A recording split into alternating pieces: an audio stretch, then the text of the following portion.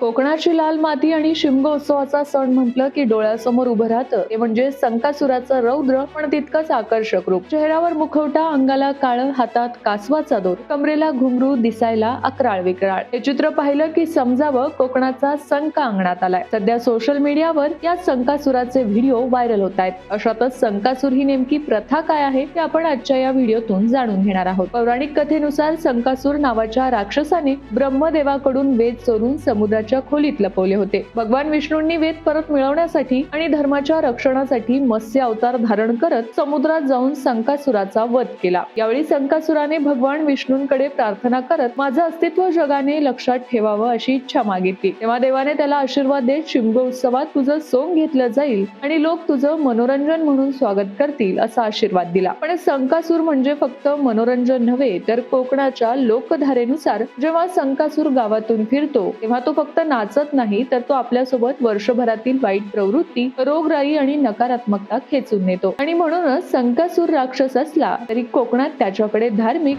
आणि श्रद्धाळू भावनेने पाहिलं जातं.